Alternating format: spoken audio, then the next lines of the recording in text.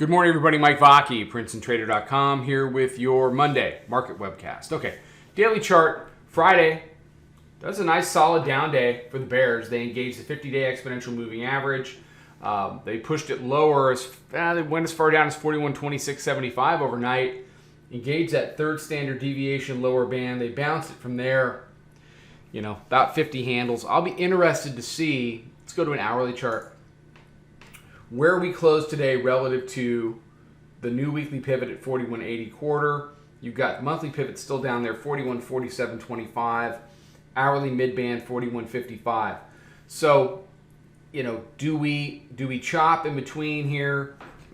We've spent now going on 5 hours with 50-day exponential moving average support. Since they bottomed it out around 11 o'clock last night. Be very curious to see where we close. These big push downs happen. You're going to get bounces in price.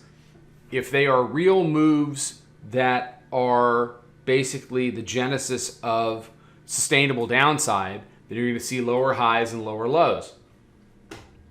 Initial push down, lower high to a lower low. So that's, the price action for the bears is some of the best behaved price action we've seen in a while. You had your all-time high here. We consolidated for a day. The bears won the expansion battle on Tuesday to the downside. They held weekly pivot. They didn't give that back up for the remainder of the week. And they've opened up with a lower low. And they're trying to hold weekly pivot here. If they can stay underneath weekly pivot for the next few days, they have a chance to explore on that daily chart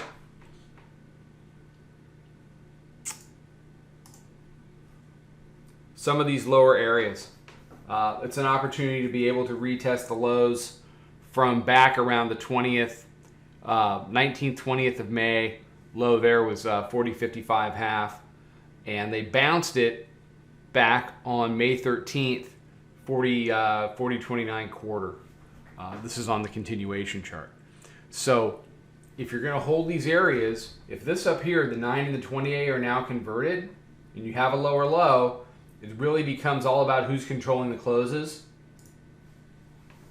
Hold that line, turn monthly pivot into resistance, and the bears can continue to leg things to the downside. If you're the bulls, well, you want to get back above weekly pivot. You want this to be the low of the week. Take that out. Head back up toward the 20-day and the 9-day, and get back to this area where you were consolidating overnight, Thursday into Friday, and try to convert that. I walk into this week saying, either one of those scenarios is a tall order for the group that you're talking about, whether that's the bulls or the bears. So I will be very interested to see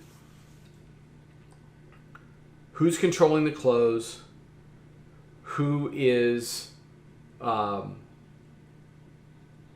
taking advantage of the Europe Open middle of the night, and how that plays into the Open, and really where are we going to close this week as we finish up June?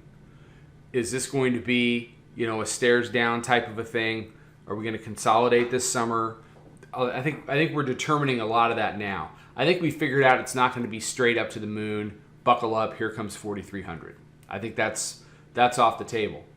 But getting in a really wide range, 100 handles, 200-300 handle range would be, that would be some great trading for the summer months. So we'll see. It's all in play now. The bears have showed up. We have to see if this is a one-off, just a couple of days, or whether they can really expand this range to the downside and carve something out as we head into July. All right. Everybody have a fantastic day. Be safe, be healthy, take care, trading well. Come check out the room, and I'll talk to you tomorrow. Follow us over on Twitter, Instagram, and Snapchat at Princeton Trader. Check us out on Facebook, and join us for a free trial at www.princetontrader.com. Trade 'em well.